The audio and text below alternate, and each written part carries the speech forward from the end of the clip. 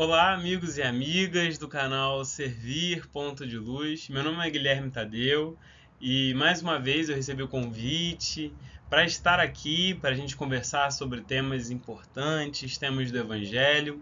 Hoje, então, nós vamos conversar sobre um tema muito importante e que muitas vezes nos geram dúvidas. Falaremos sobre a porta estreita. Gosto sempre de lembrar que nenhum tema, ainda mais os temas do Evangelho, devem terminar quando acabam. A ideia é que possam suscitar para cada um de nós reflexões, informações, percepções sobre a própria realidade. Que eles continuem conosco ainda quando esse vídeo acabar. O vídeo é curto, o tema é extenso, é profundo, é lindo. E essas reflexões podem e devem continuar conosco.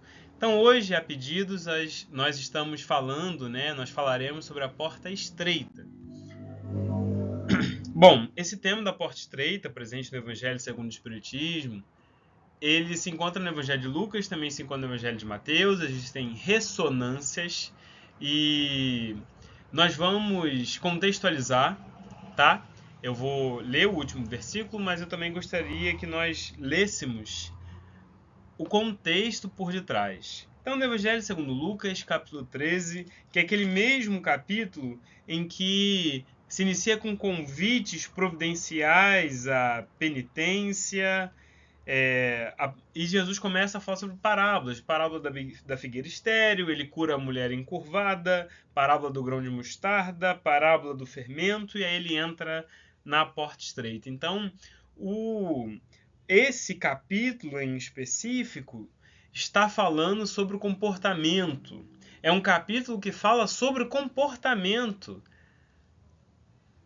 Não é à toa que a questão da porta estreita está justamente aqui. Então eu quero ler para a gente bem rápido e a gente vai tecer alguns comentários importantes.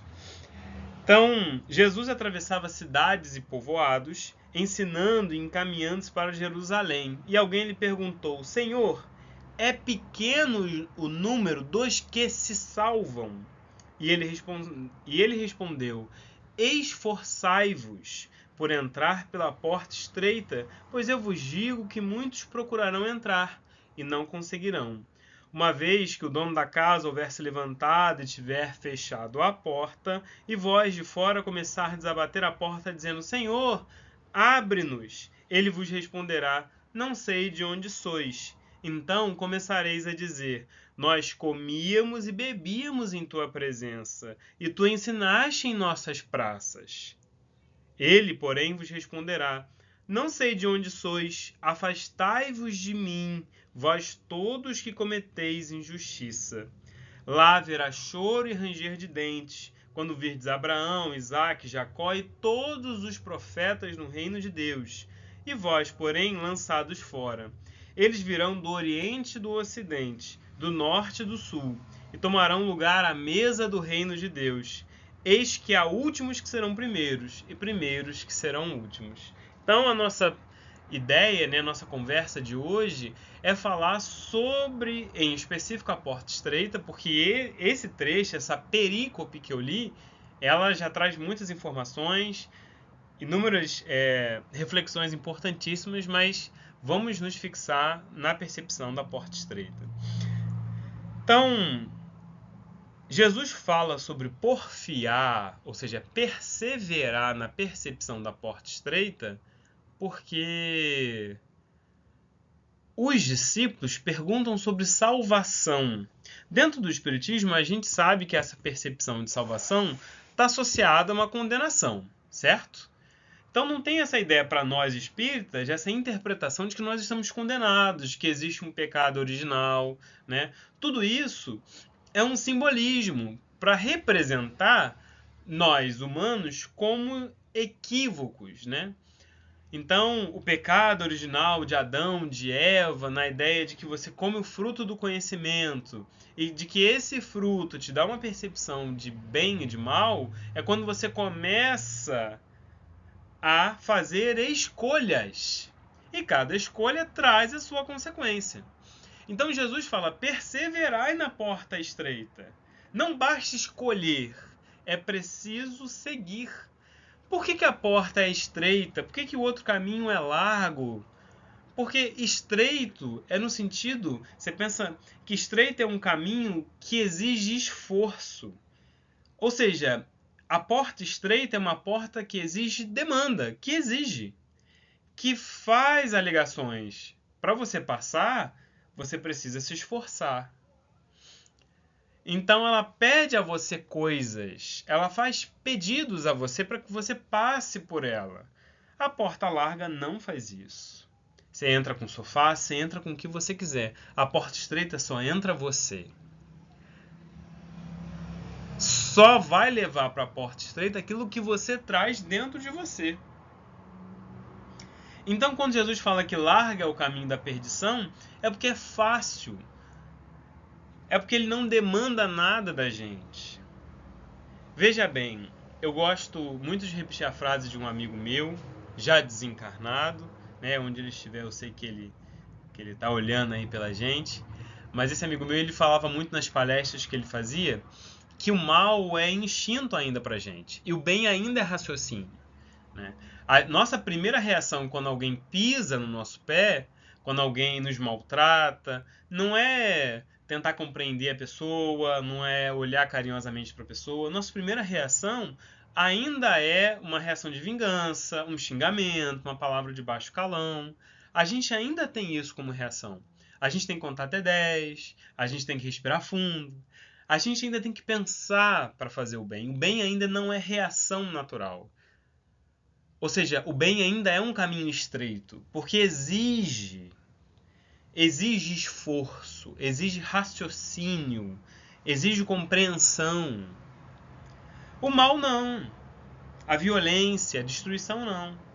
Então, quando Jesus diz que alarga o caminho da perdição, é porque é mais fácil a gente reagir com raiva, a gente reagir de forma destrutiva, a gente reagir de forma prejudicial do que salutar. E aí eu lembro muito de uma tirinha do Theo Minimundo, que eu gosto bastante, que é o Theo perguntando assim: você está chateado? Ele pergunta para Eulália. E ela diz sim. Aí ele pergunta: porque eu gritei com você? E ela diz não. E ele pergunta novamente: por que então? E ela diz: porque eu gritei de volta. Eu escolhi o caminho largo. Então quando Jesus fala porfiai, é perseverar. Porque não basta que a gente escolha a porta estreita uma ou duas vezes. Disciplina é igual tomar banho, tem que ser todo dia. É a construção do hábito. Ah, mas eu tomo banho há 20 anos. Se você não tomou hoje, você vai feder. Por quê? Porque é diário. Então, porfiar é essa perseverança até que esse costume se torne um hábito. Até que isso fique em nós, até que haja uma compreensão, uma absorção como seres espirituais quem somos. E escolher a porta estreita traz pra gente violências. Não só violência no sentido das coisas que a gente tem que matar em nós, que a gente tem que deixar morrer em nós, dos esforços para domar nossas más inclinações, nossas más tendências, segurar a nossa língua, né? Traz também violências no sentido de que as pessoas vão te julgar. As pessoas vão falar o que elas quiserem. Deixa-as falar. Opiniões convencionais. O Emmanuel, no livro Caminho, Verdade e Vida, se eu não me engano, é a lição 177, tá? Mas Emmanuel comenta sobre isso, comenta sobre uma frase que é: tens demônio, quem procura matar-te? Justamente isso. As pessoas vão falar que você está assim, que está assado, isso e aquilo. São as opiniões delas. Se perdoas com desinteresse, chamam-te de tolo. Se amas sem limite, chamam-te de insensato. E por aí vai. É natural. Mas é preciso que a gente persevere, que a gente porfie. Por quê? Não é para que a gente seja salvo de uma condenação. A gente só está condenado de verdade a ser feliz. A ter essa perfeição relativa. Mas a gente não está condenado ao inferno, a gente não está condenado a uma perdição. Até porque muitas vezes perder também é caminho, mas isso é outro papo. A questão é que a gente não se perca de nós mesmos, da divindade que há em nós. Porque o caminho largo nos faz essa jornada. nos faz esse convite. Porque você não exige nada de você. Nada. Mas o caminho estreito não. O caminho estreito não. E aí, pra gente entender melhor isso, é porque o caminho estreito lembra a gente dessa visão que a gente precisa ter. Eu sempre gosto de relembrar que evolução é percepção. É aflorar essa percepção, é desenvolvê-la. E aí as coisas mudam, porque o nosso olhar sobre as coisas mudam.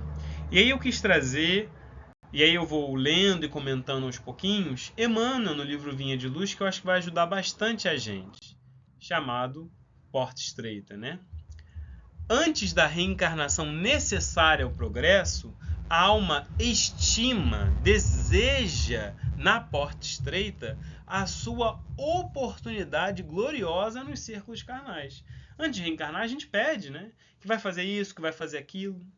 Reconhece a necessidade do sofrimento purificador. Não é que a gente tem que sofrer, mas que sofrer faz parte. Anseia pelo sacrifício que redime. Antes de reencarnar, a gente sabe de tudo isso. Exalta o obstáculo que ensina, compreende a dificuldade que enriquece a mente e não pede outra coisa que não seja lição, nem espera senão a luz do entendimento que a elevará nos caminhos infinitos da vida. Não tem outra coisa que a gente quer, porque a gente anseia por essa reencarnação, a gente anseia por querer melhorar, a gente sabe que os obstáculos no caminho são importantes. E aí Emmanuel diz, obtém o vaso frágil de carne. Frágil vaso de carne. Então você reencarna, em que se mergulha para o serviço de retificação e aperfeiçoamento. Mas aí, você está na carne, a ideia vai ser outra. Reconquistando, porém, a oportunidade da existência terrestre, volta a procurar as portas largas por onde transitam as multidões. Ah, se fosse possível fazer isso. Ah, se fosse possível voltar. A gente gostaria que as coisas fossem, mas a gente vai lá e quer voltar para onde as multidões estão. A gente segue, entre aspas, a massa. A gente não é autêntico. E por aí vai. E por aí vai. Em geral, quase todos os homens somente acordam quando a enfermidade lhes requisita o corpo às transformações da morte. Então a pessoa só vai ligar de novo para a espiritualidade quando está próximo da morte, ou quando acontece alguma coisa terrível, né?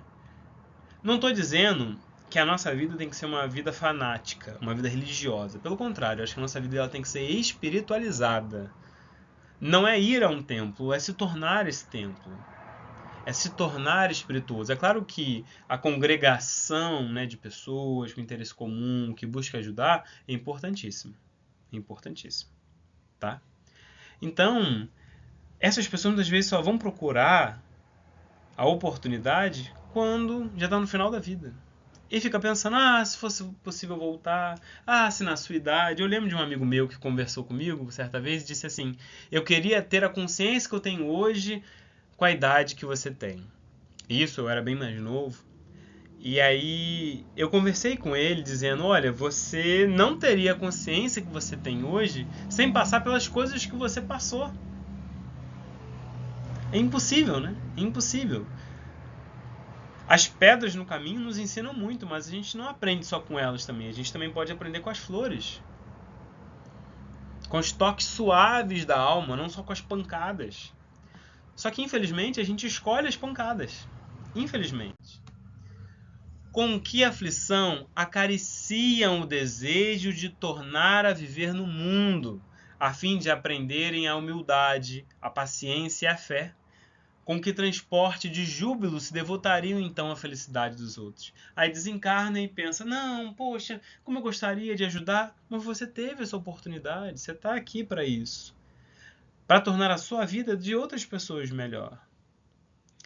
Mas é tarde. Rogaram a porta estreita e receberam-na, entretanto recuaram no instante do serviço justo. Então se acomodaram nas portas largas. Se acomodaram no fácil, no caminho fácil. Gente, as coisas difíceis, as coisas impressionantes, são difíceis e raras, diria Baruch Spinoza, né? Se está difícil é porque está no caminho certo. Está no caminho certo. Não é difícil fazer um exercício físico, mas não faz bem. Não é difícil a gente, às vezes, comer salada, não é tão gostoso, mas não faz bem. Não é difícil, às vezes, ler um livro longo, estudar uma coisa mais difícil, mas não faz bem. E aí fica naquela fileira ansiosa para voltar. A oportunidade que a gente tem é agora. Eu vejo muitos espíritos falando, não, depois a gente deixa para outra encarnação, deixa para outra.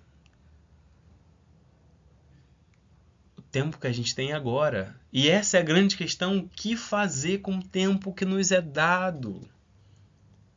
Você vai passar esse tempo sentindo raiva, sentindo remorso, sentindo ódio? Até quando? Até quando você vai carregar um peso que você não precisa? Até quando você vai escolher um caminho que não te leva a nada? Até quando você vai ficar sofrendo por coisas que aconteceram há 20 anos? Há 40 anos? Até quando você vai ficar com um bico enorme sem resolver as suas coisas? Até quando você vai ficar fazendo carinho e tirando casquinha de uma ferida que tem que cicatrizar? Até quando você vai ansiar para voltar à vida quando a vida está aqui ansiando para que você a viva? Até quando, gente? Até quando? O nosso caminho somos nós mesmos que fazemos. O nosso caminho é nosso.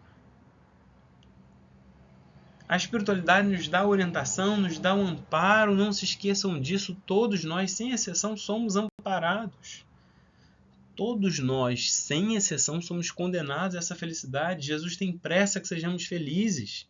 Por que a gente não tem? E eu lembro do Joseph Campbell, que ele diz assim, né, escritor, ele diz assim, se à sua frente se abrir um caminho nítido, com cada passo à mostra, saiba que esse caminho não é seu. O seu caminho se faz a cada passo dado, é por isso que é seu. Seu caminho se faz a cada passo dado, seu caminho é seu. Ah, mas eu vou pelo caminho do outro. Não! Você não sabe o que passa na pele do outro. O seu caminho é seu. Lembra que as nossas escolhas trazem consequências, então vamos escolher e vamos suportar sim as consequências. Vamos encará-las, vamos dizer sim, foi isso que eu escolhi e eu estou disposto ou disposta a suportar. Posso me revoltar? Posso. Posso sentir raiva? Posso. Posso ficar triste? Pode, ninguém te impede. Mas vai ficar cultivando esse sentimento até quando? Diria Charlie Chaplin, né? A vida está aí, esperando para ser o que quiser ser. O que você vai fazer com isso?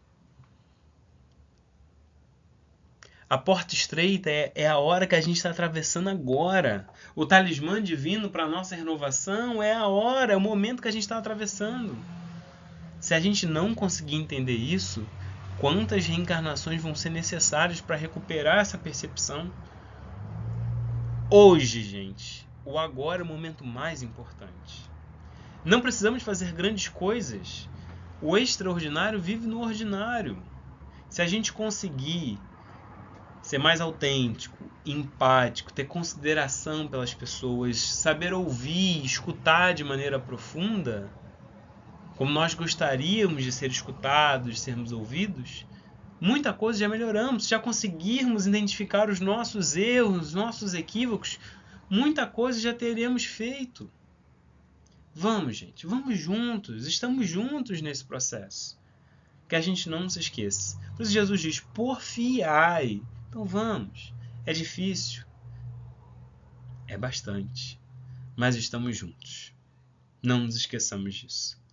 Que Jesus nos inspire, nos ampare, nos ilumine e que sigamos juntos nas reflexões, nas tentativas, na prática, pela porta estreita. Para ficarmos, entre aspas, magrinhos de orgulho, de egoísmo, para levarmos, de fato, nenhum peso. Somente as coisas que realmente são nossas, as nossas virtudes, e as virtudes não pesam. Que Jesus nos inspire e nos ampare. Muito obrigado pela oportunidade e até uma próxima. Fiquem com Deus.